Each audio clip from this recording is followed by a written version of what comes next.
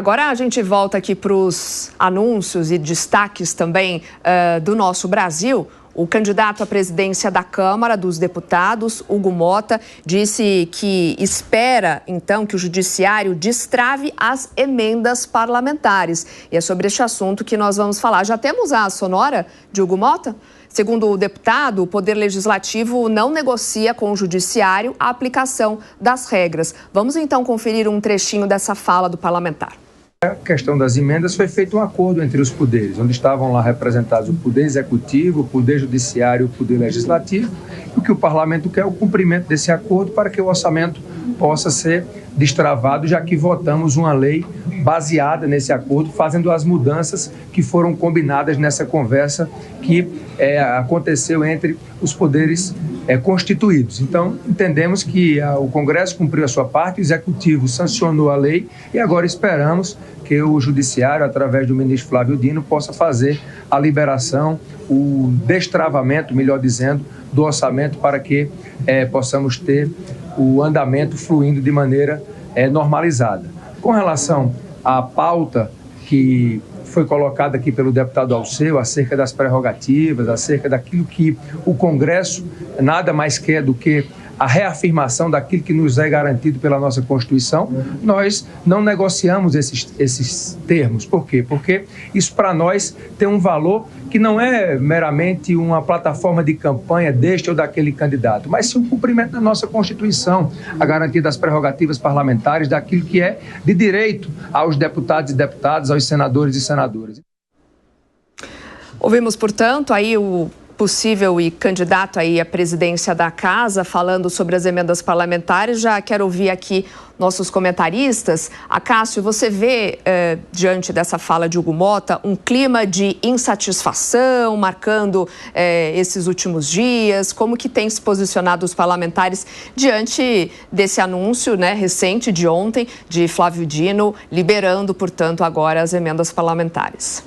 Os parlamentares, obviamente, estavam descontentes com o posicionamento do Supremo Tribunal Federal e por mais que o ministro Flávio Dino tenha colocado uma pá de cal nessa discussão, indicando que as emendas voltarão, mesmo assim os parlamentares continuam insatisfeitos porque não voltarão nos termos que eles pretendiam. O ministro Flávio Dino cobrou mais transparência, mais publicidade na aplicação dessas emendas e também estabeleceu alguns limites financeiros em relação a essas emendas. E é importante que se frise também, dentro do pacote fiscal do Poder Executivo, também estão previstos cortes relacionados a estas emendas. Então, o Congresso Nacional, que não tem o orçamento, a aplicação do orçamento como função típica, acabou encampando este papel nos últimos anos e não está feliz em ter que abrir mão de um pedacinho disso. 4h mais 29. E a gente segue, então, repercutindo, né? A fala, principalmente do Hugo Motta, ouvimos agora há pouco, mas também ainda repercussões da decisão que foi anunciada ontem. Dino, então, ao mesmo tempo que ele libera com um rigor ainda maior, ele reforça também a crítica em relação à falta de transparência, de informação dos bilhões de reais de emendas que já foram executadas, né, Segré? Eu tenho aqui, Soraya, para mim a emenda deveria ser extinguida. Fora, não deveria ter emenda nenhuma. E vou justificar. Olha que curioso, nós estávamos falando agora há pouco de 3 ministros que foram exonerados do cargo para voltar para o Congresso, entre outras coisas, para liberar emendas. Não tem coisa mais simples do que distribuir dinheiro que não é seu. Então é dinheiro da Soraya, eu pego o dinheiro e mando para Piperno. Mas o que eu tenho a ver com isso? Nada. Como o dinheiro não é meu, eu mando. Não tem coisa mais fácil que gastar o dinheiro dos outros.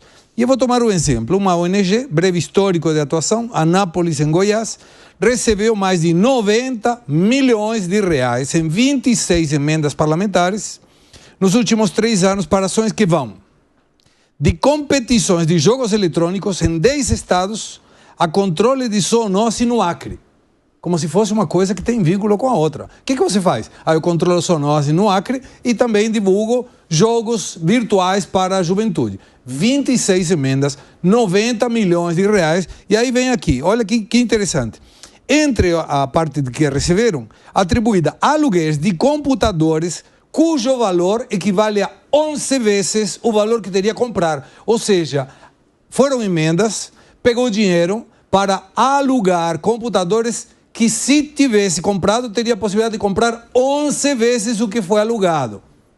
Senhores, pelo amor de Deus, aí está deixando a marquinha que tem alguma falcatrua no meio.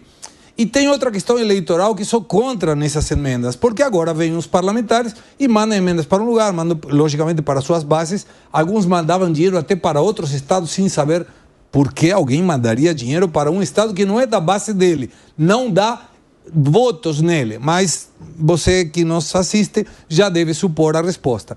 Mas olha que curioso. Se qualquer um de nós quiser entrar na política, nós não temos emenda para mandar dinheiro para lugar nenhum.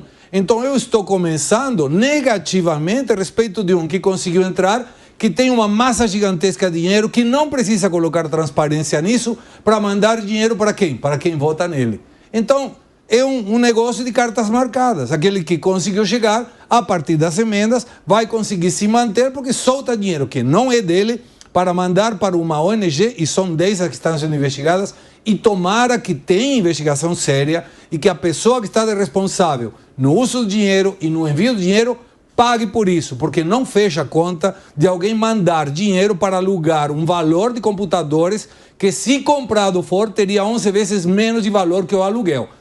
Não fecha. Então, por favor, a AGU faça o seu trabalho, divulgue quem são os falcatruas que estão fazendo isso e que a justiça caia. Dinheiro público é corrupção quando é utilizado dessa forma. Tem que ir na cadeia.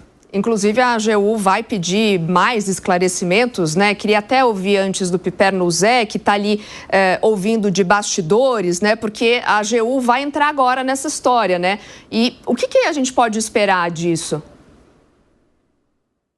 Olha, eu vi uma frase de um líder do Centrão que diz o seguinte: é dinheiro inocente. E a reclamação não é do futuro presidente da Câmara, ele está sendo pressionado pelos bastidores. É uma reclamação geral dos líderes dos partidos políticos. O presidente da Câmara dos Deputados é que comanda esse chamado orçamento secreto, que sempre é escondido ali nas normas. E ele continua escondido nas emendas de comissão. E lá nas emendas de comissão está a regra de que o líder deve definir para onde vai o dinheiro.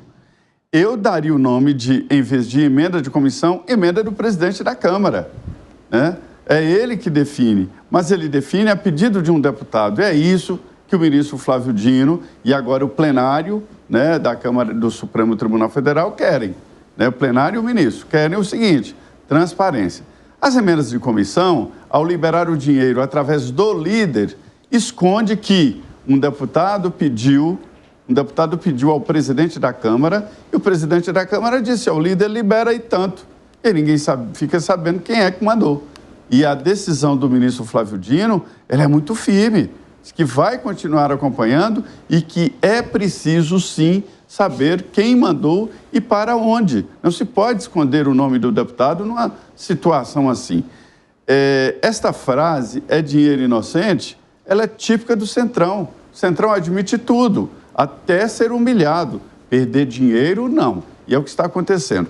Tá, ontem foi uma alegria. Os deputados disseram que havia uma pressão muito grande, prefeitos que estão deixando agora as prefeituras, né, as canetas, e que vão gastar ali o último dinheiro prometido pelos parlamentares. Então, as emendas vão ser liberadas até 31 de dezembro.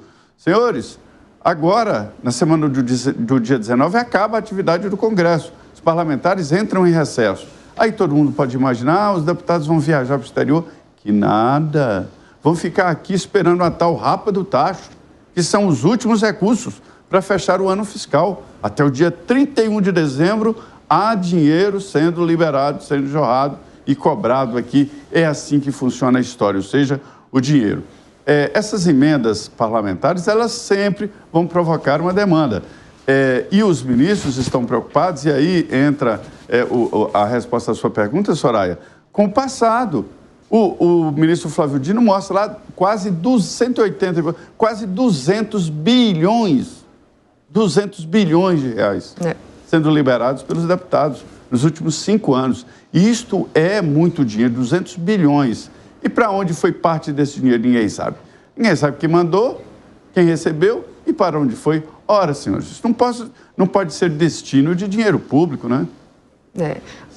Segré queria só pontuar, né? Sim, eu fiquei confuso com uma questão, talvez você possa me ajudar. O atual ministro Flávio Dino do STF foi senador. Estava procurando se foi também deputado. Acho que também foi deputado, né?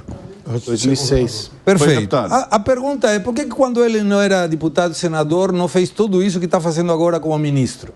Porque ele poderia tranquilamente ter levantado a mão e dizer, olha, peraí, gente, estão mandando emendas que não tem transparência aqui. Por que não foi feito antes, quando ele era deputado e senador? O ministro Flávio Dino foi deputado, foi governador, foi ministro da Justiça e agora é ministro Supremo. Então ele sabe, senador, conhece todo o caminho desta maldade chamada emenda parlamentar. Mas por que ele não tentou corrigir quando era deputado e senador? Mas na realidade são 513 deputados. Eu te ajudo. Se um se recusar, não adianta nada. O Piperno vai responder, então. Não, eu ajudo o Segré a responder. Ele foi senador, Segré, só 2 semanas.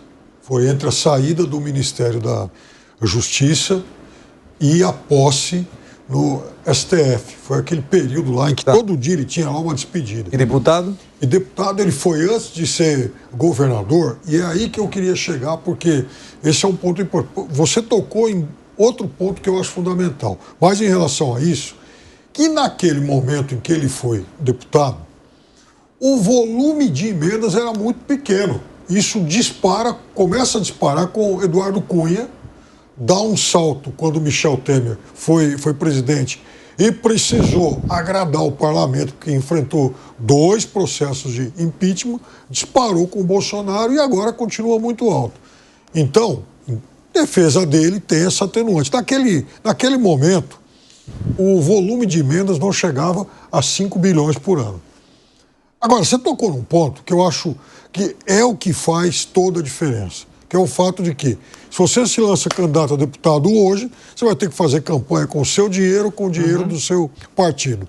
Quem está lá faz campanha com recursos das emendas. Isso é muito desproporcional. Isso vai diminuir cada vez mais a taxa de renovação do parlamento, porque a disputa fica muito desigual, porque está uma avacalhação, uma pouca vergonha. Você vê o Hugo Mota falou 2 coisas que, assim, deveriam ser tiradas de lá e virar corte. Uma, quando ele enche a boca para falar a palavra valor. Tem tudo a ver com valor. E a segunda, o nosso direito constitucional, alguma coisa do tipo. Que direito constitucional é isso? Quer dizer, onde é que está escrito que o parlamento é sócio é um governo paralelo? Porque o que está acontecendo hoje é isso. O parlamento virou um governo paralelo. E eu sempre gosto de fazer essa conta. É evidente que essa bolada toda desses recursos das emendas, isso não é dividido de forma igualitária entre todos os parlamentares. Mas se fosse, daria mais ou menos algo em torno de 90 milhões por ano para cada um, vezes 4 anos de mandato, 360 milhões. Ou seja, o faturamento de uma empresa de um belo porte. Qual é a atividade empresarial deles para ter autoridade sobre uma bolada de dinheiro como essa? E olha, eu vou falar um negócio. Olha, o presidente da República, que em algum momento tomar a decisão de fechar a Codevasf, ele não vai durar mais um dia no poder. O Zé sabe disso. Mas é um liberou não tanto, né? Porque da mesma forma que ele libera as emendas, a gente vai ter que cortar os gastos.